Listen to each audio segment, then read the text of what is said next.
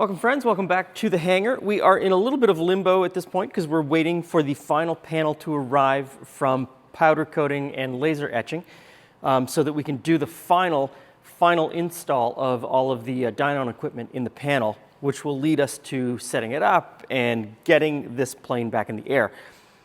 During that downtime, we've got a couple of weeks where nothing's going to happen to the aircraft. So Paul is going to come in and paint on the stripe down the side and paint on the registration marks and do a little bit of paint in other places where we need stuff. We were able to take the flaps and the ailerons and all the control surfaces to his shop, but the aircraft, he's going to have to come to it. So I'm tasked with prepping and getting ready. Yesterday, I washed down this area because I had done a lot of polishing just to figure out where the stripe was going to go. So I washed down this area just to make sure that it's clean, and I started taping around some of the parts that we want Paul to paint. And so now I need to put the stripe down the side, or figure out where the stripe is going down the side. Paul will come in and do the final masking with some fine line tape. I just need to mark it off. This is not my forte. I have never put masking tape on the side of a plane before to figure out where all of the marks are going to go. So let's see how this works out. And so I want the bottom of the stripe to sort of follow this panel that goes up all the way along the aft fuselage. So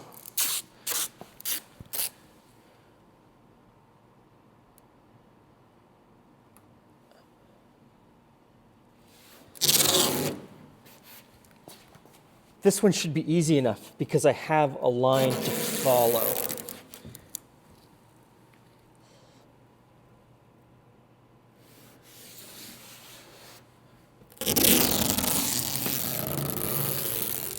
Now, once I get here to the door, it does become a little bit more difficult. So I need to sort of eyeball it from here forward. And I do have a scratchy bit here on the door, and I want to make sure that I cover that. So let's see.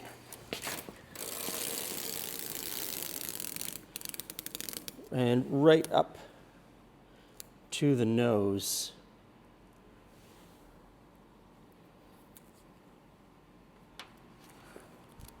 Okay.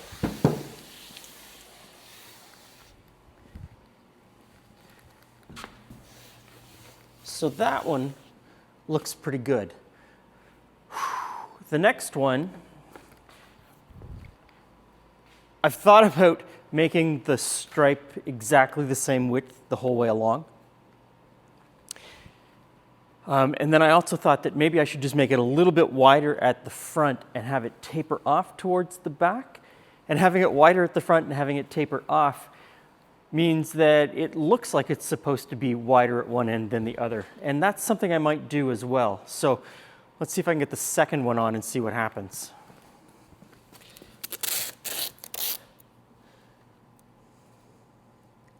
So this area here is all scratched up. I'm never going to be able to polish it.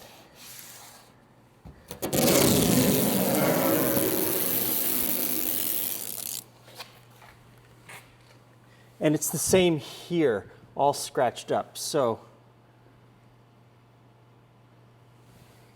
if I go there, how does that look?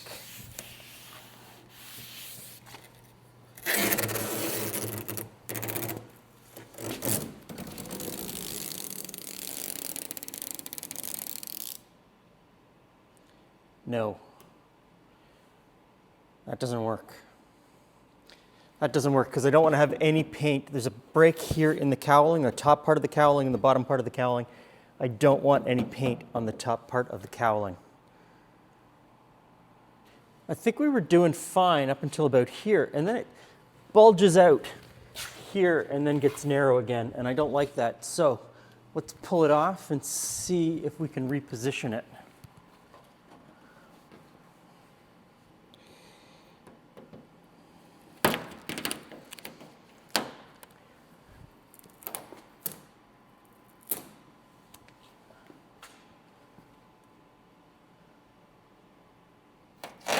I think it's the bottom one that is the problem now. So let's go back to there.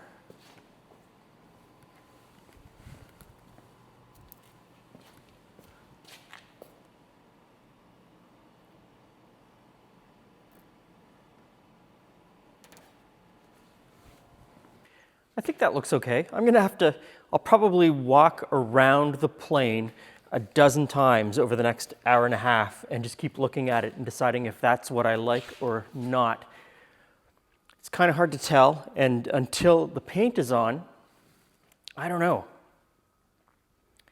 But once the paint is on, I'm stuck with it. So this is officially a 1961 model year, even though it was built in 1960. Cessna deals with things just like cars, so in September they start putting out next year's model. So this is a 1961 Cessna 172 Skyhawk.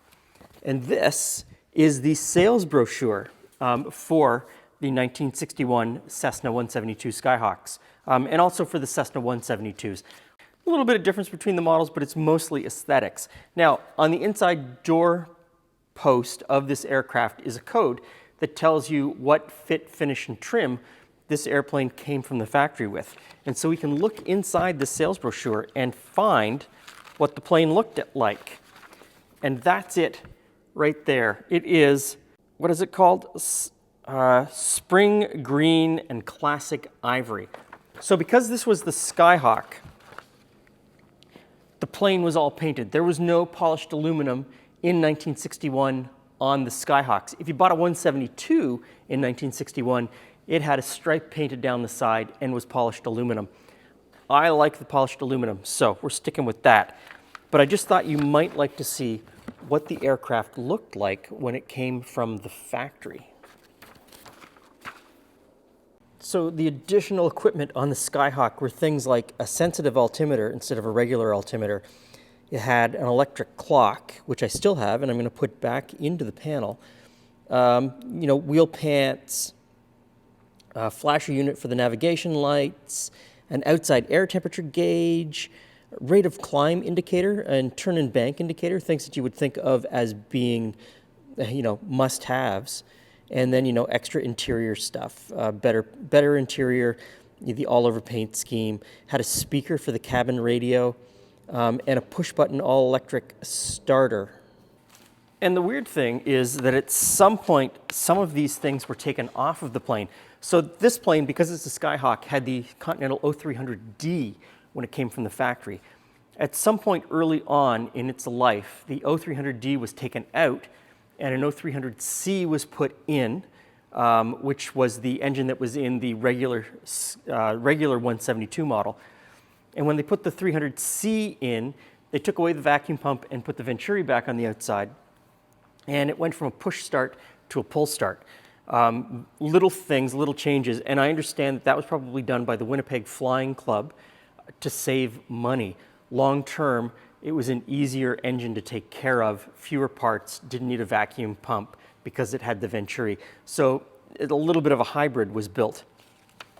Anyway, back to finishing the airplane. I'm going to keep looking at that stripe before I put it onto the other side of the aircraft. And now it's time to start wrapping up the plane in plastic to stop the overspray. And then hopefully Paul's going to show up soon and we'll finalize the tape lines.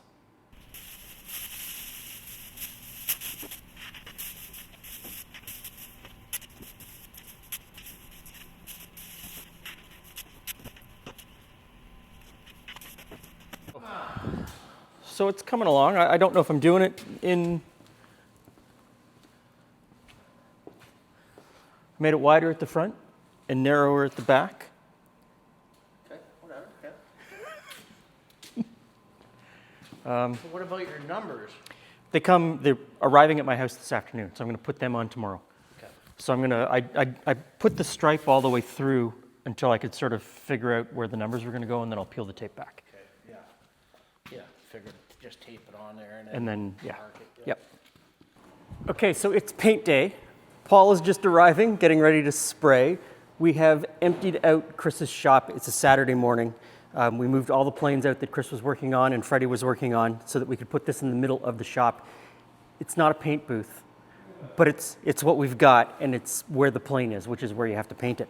So Paul came in yesterday and took the tape line that I had sort of tentatively put on the side of the plane, and he looked at it and played around with it and then put on the fine line tape, did an actual tape job. So put on the fine line paint. Really neat to watch him do that. I put on the paint mask for the registration, and then I helped him put all of the paper on the outside in the plastic. So I think we're ready to go. Just have to suit up, put on our respirators, and start painting. I got all suited up, and then Paul said he doesn't wear a suit when he puts on primer.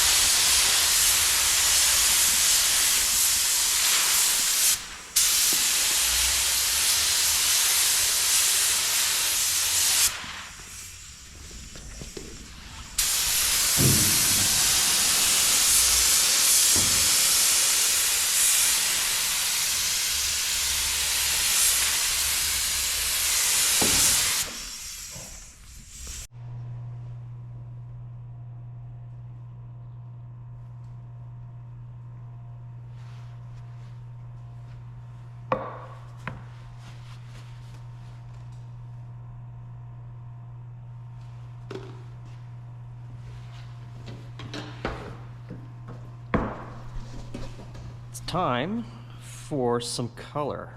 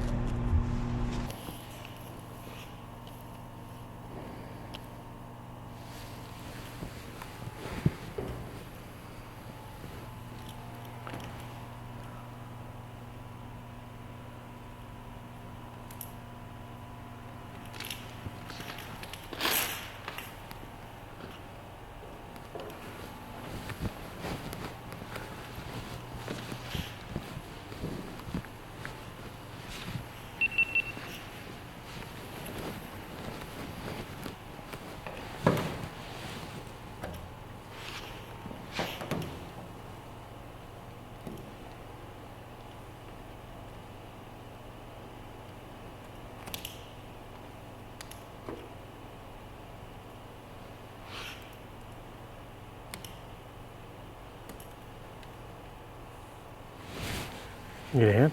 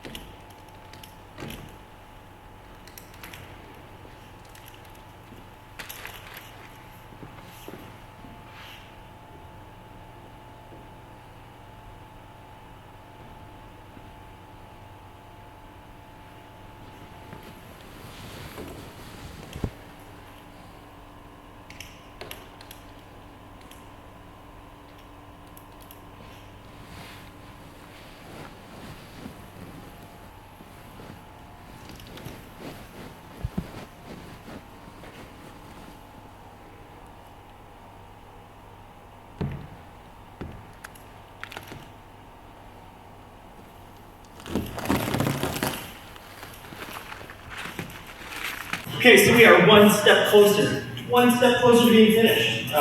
Still a lot of work to do, still a lot of polishing to do. I haven't polished the tops of the wings or the underside of the wings.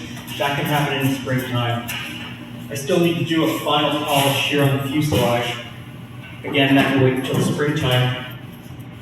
And the stripe down the middle here, the red stripe, it's going to get a white pinstripe just to break it up a little bit. It's a little wider than I really wanted it, but in order to cover up some of the spots that were super scratched in here, that's how wide it needed to be. Sometimes you've got to do what you need to do with what you're working with. That's what I've done here. So, that's it for today. Stick around. Thanks for all of your support. Thanks for all of your great comments. And I want to thank everyone who bought one of these hats. They sold out in about 8 hours. Thank you very much. Talk to you soon.